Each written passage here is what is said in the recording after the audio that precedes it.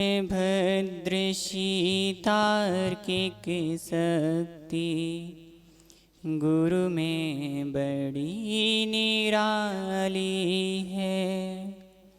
सागर संगम भीर हृदय है, सरिता से उपकारी हैं। ऐसे गुरुवर विराग सागर को नित्य प्रतिधोक हमारी है। जीवली नंदानंद सिद्ध परमेष्टि भगवान की, 1008 श्री नेमिनाथ भगवान की, परम पूज्य गुरुदेव गणाचार्य भगवान श्री विराग सागर जी महामुनि राज की, परम पूज्य उच्चारणाचार्य श्री विनम्र सागर जी महामुनि राज की, 3,9 करोड़ मुनिराजों की, अहिंसा में जैन धर्म की।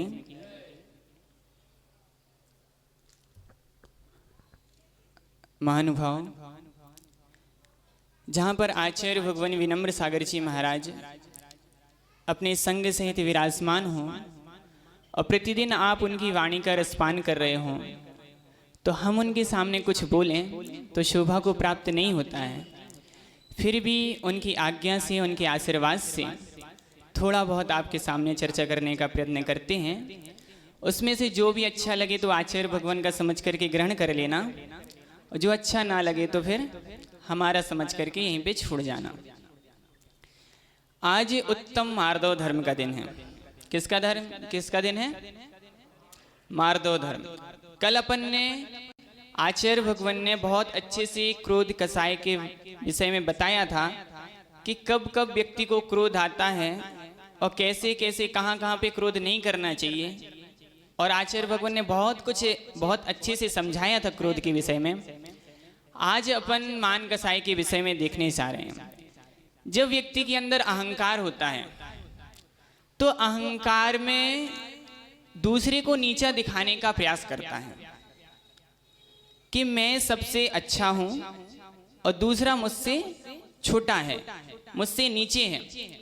दूसरे का अपमान करने का, उसका अनादर करने का, उसको नीचा दिखाने का भाव होता है।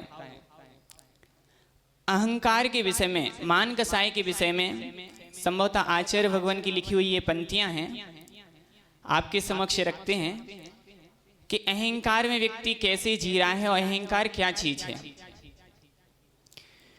हम अहम में जी रहे हैं, ज्ञान को तज कर,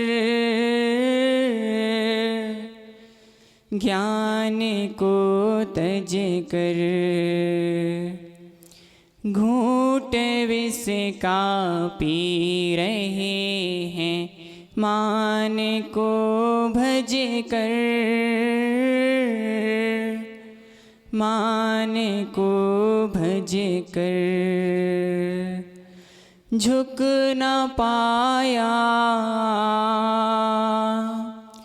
झुक न पाया मैं विनत हो चूर हो गया। मेरा जीवन कोरा कागज कोरा ही रह गया। सभी लोग बोलिए एक बार, मेरा जीवन।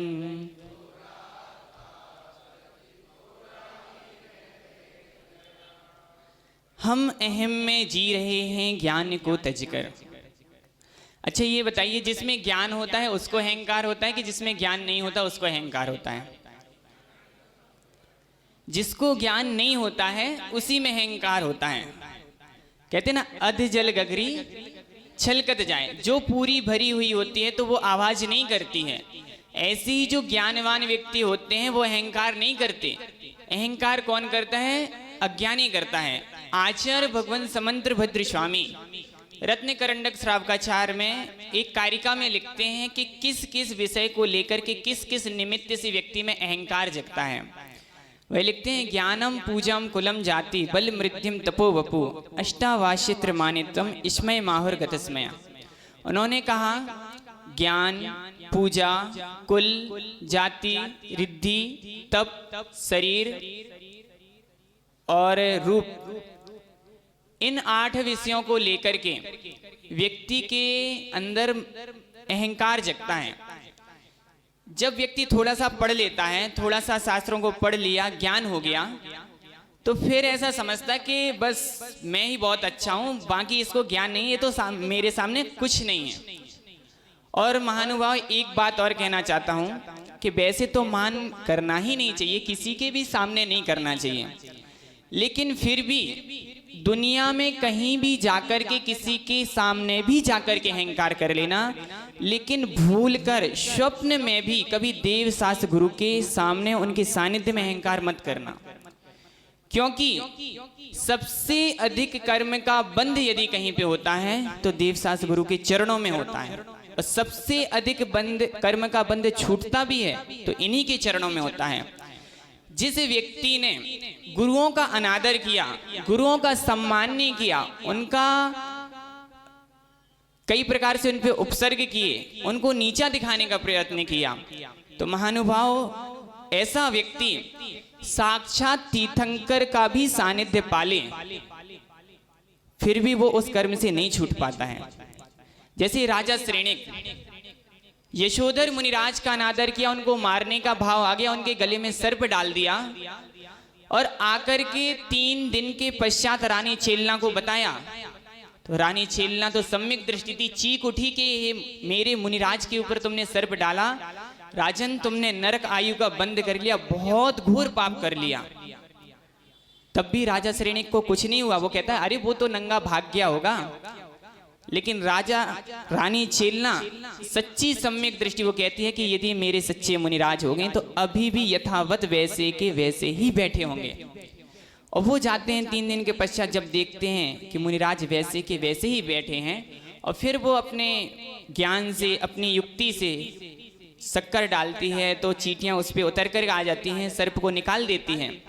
और जब दोनों नमोस्तु करते हैं और जब मुनिराज दोनों को एक साथ समान आशीर्वाद देते हैं, तब और उसके अंदर गिलानी होती है।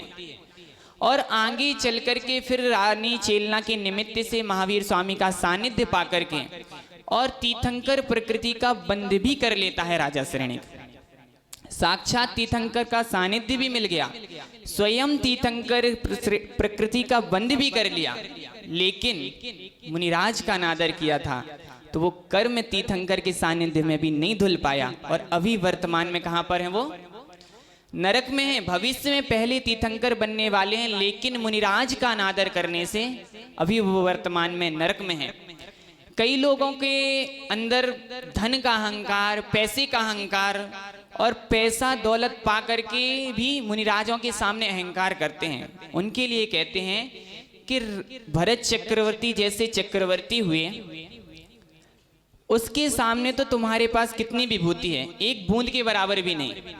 6 खंड का अधिपति वो आकर के मुनिराज के चरणों में जब झुक जाता है, और आज तुम थोड़ी सी दौलत पाकर के अहंकार करते हो, मुनिराजों का, अपने गुरुओं का, अपने माता पिता का, दूसरों का अपमान करते हो, तो इससे जो कर्म का बंध होगा तो वो एक दिन तुम्हें जरूर भोगना पड़ेगा। क्योंकि ये सब शाश्वत नहीं रहता है। आज तुम्हारे पास धन है, आज तुम्हें अच्छा सम्मान मिल रहा है, और इसको पाकर के तुम दूसरे को नीचा दिखाने का प्रयत्न करते हो। व्यक्ति कभी कभी देखा जाता है कि किसी से बोलता भी है तो ऐसा बोलता है बिल्कुल तू तड़ाक करके। अरे आप अपने घर में अपने बच्चे से भी यदि अच्छे से नहीं बोलोगे ना, तो आपका खुद का जन्म दिया हुआ बेटा भी एक दिन आपको जवाब देने लगेगा और आपकी बात नहीं सुनेगा। क्योंकि अच्छा सब व्यक्ति अच्छा सुनने का प्रयत्न करते हैं, सब अच्छा चाहते हैं कि यदि हम आपको सम्मान दे रहे हैं तो आप भी हमसे अच्छे से बोलियो। और जिसने यदि तू तड़ाक करके बात किया तो आज तो ठीक है, उसका पुण्य चल रहा है, लेकिन जब कल पुण्य क्षीण होगा तब याद आएगी कि मैंने किन किन का अनादर किया था। और जब मर के, जब सड़ के मरेंगे, जब बिस्तर में लेटे रहेंगे और कोई ध्यान देने वाला नहीं होगा, तब पता चलेगा कि कल के दिन मैंने जिनका अनादर कर दिया था, जिनसे व्यवहार तोड़ दिया था, आज वो ही मुझे देखने नहीं आ रहे। क्योंकि ये धन दौलत आदि ये सब शाश्वत नहीं रहते। महल सोने का मिट्टी पर खड़ा होता है, एक दिन वही महल मिट्टी में मिला होता है। वजन आदमी का तराजू से तौलने वालों, आदमी तन से नहीं, आदमी मन से बड़ा होता है। जिसका मन अच्छा है, जिसका व्यवहार अच्छा है, जिसके बोल अच्छे हैं, तो वो गरीब होकर के भी बहुत बड़ा व्यक्ति है। और जिसके बोल अच्छे नहीं हैं, जिसका व्यवहार अच्छा नहीं है, तो भले तुम चक्रवर्ती भी क्यों ना बने रहो, तुम्हारी दौलत तुम्हारे काम की है, हमारे लिए क्या। ऐसे ही एक राजकुमारी बहुत सुंदर थी, इतनी सुंदर थी कि पूरे गांव के लोग केवल उसका रूप देखने के लिए आते थे। और वो इतनी सुंदर होकर के अपने रूप में, अपने अहंकार में बहुत मस्त रहती थी कि मेरे जैसा सुंदर तो और कोई नहीं है। एक दिन क्या हुआ, वह दर्पण में अपना चेहरा देख रही थी, श्रृंगार कर रही थी।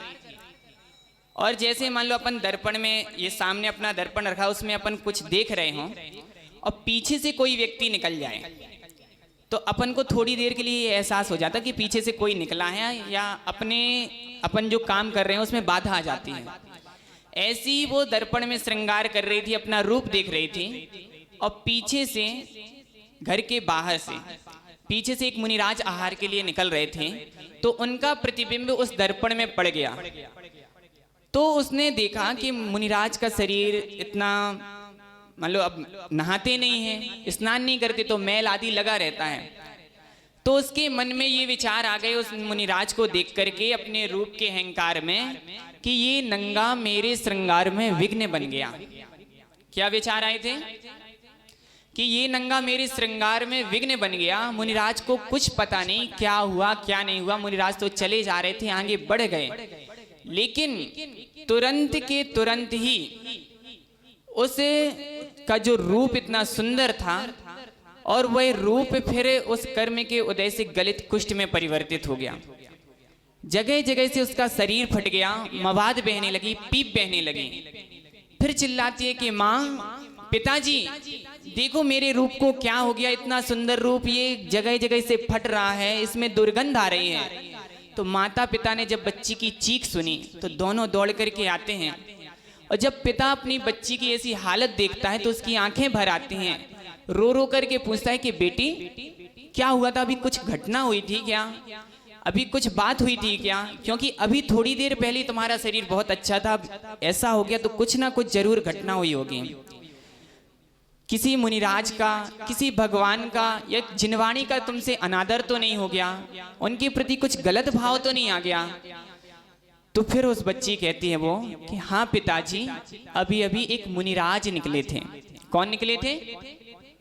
कौन निकले थे? मुनिराज निकले थे। और इसके पहले क्या शब्द थे कि ये नंगा मेरे श्रृंगार में विघ्न कैसे बन गया। क्योंकि जब हमारे ऊपर विपत्ति आती है तब हमारे शब्द भी चेंज हो जाते हैं। आज जो अहंकार में थोड़ी सी किसी से बात हो गई तो तुरंत बाहें तन जाती हैं कि तुम शेर तो हम सवा शेर, लड़ने के लिए तैयार हो जाते हैं। लेकिन जब उस कर्म का उदय आता है, जब अगले आगे चल कर के कर्म का जब दुख होता है, जब हमारे अंदर पीड़ा होती है, फिर हमें लगता है कि वास्तव में कल के दिन जब हम अपने पुण्य का उदय चल रहा था तो इतने चूर थे, इतने मस्त थे कि आज हमें रोना पड़ रहा है। तो कहती है कि हाँ, अभी अभी एक मुनिराज जी निकले थे, तो उनका प्रतिबिंब मेरे दर्पण में पड़ गया था। मैं श्रृंगार कर रही थी तो मेरे मन में ये भाव आ गया था कि ये नंगा मेरे श्रृंगार में विघ्न बन गया। बस कहती थी कि बेटा, ये तुमने बहुत बड़ी गलती कर दी कि एक सच्चे दिगंबर मुनिराज के प्रति इतना गलत सोच लिया, तो उसका वो जीवन तो पूरा जीवन ऐसे ही गया, इतनी घोर पीड़ा में। और मरने के बाद भी उस कर्म ने पीछा नहीं छोड़ा। कई भवों तक सुवर्णी बनती रही, कई भवों तक गधी बनी, कई भवों तक कुत्ती बनी, और इसके बाद जाकर के एक ढीवर की पुत्री बनी। लेकिन जब तक भी उस कर्म ने नहीं छोड़ा, उस पुत्री के शरीर से भी इतनी दुर्गंध आती थी कि जिस माता पिता ने जन्म दिया वो भी उस दुर्गंध को सहन नहीं कर पा रहे थे। तो नदी के किनारे एक झोपड़ी बना करके उसमें उसको रखा। समय पर जाते, उसको खाना पीना खिलाते, उसकी देखभाल करते और आ जाते थे। आगे चलते चलते फिर समय व्यतीत होता गया, वो बड़ी हो गई और वो ही मुनिराज जिनका अनादर किया था वो देश देशांतर में विचरण करते हुए उस नदी के पास आए और नदी पार करनी थी, लेकिन पानी ज्यादा था तो सर्दी का मौसम, वो एक वृक्ष के नीचे वहीं पर वो मुनिराज बैठ गए। वह जो लड़की थी ढीवर की पुत्री अंदर से देखती है कि बताओ इतना सर्दी का मौसम और शरीर पर एक भी कपड़ा नहीं और ये वृक्ष के नीचे ऐसे ही बैठे हैं, कोई साधु महाराज हैं। तो उसके अंदर बहुत करुणा जगी, बहुत भक्ति जगी और जाकर के मुनिराज के चारों तरफ उसने लकड़ियां इकट्ठी करी और उसमें आग लगा दी कि इस आग की गर्मी से मुनिराज को सर्दी की बाधा नहीं होगी। और रात भर वहीं बैठे रहे। मुनिराज अपने ध्यान में लीन थे और सुबह जब हुई तो सुबह वो मुनिराज का जब ध्यान विसर्जन हुआ तो मुनिराज से पूछती है कि हे मुनिराज, पता नहीं मुझे ऐसा क्यों लग रहा है कि मैंने पहले कभी आपको देखा है। मुनिराज तो अवधि ज्ञानी थे, जानते थे सब कि ये कौन है, कहां से आई, कैसे हैं।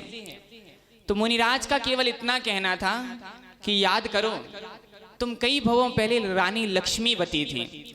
केवल मुनिराज ने इतना शब्द कहा कि बिल्कुल पिक्चर की तरह उसे जाति स्मरण हो गया। पूरे दृश्य उसे पिक्चर की तरह उसके दिमाग में झूलने लगे और आंखों से अश्रुधारा प्रवाहित हो गई कि मैंने मुनिराज का आपका अनादर किया था तो इसलिए इतने भवों तक मुझे ये कष्ट सहना पड़ा।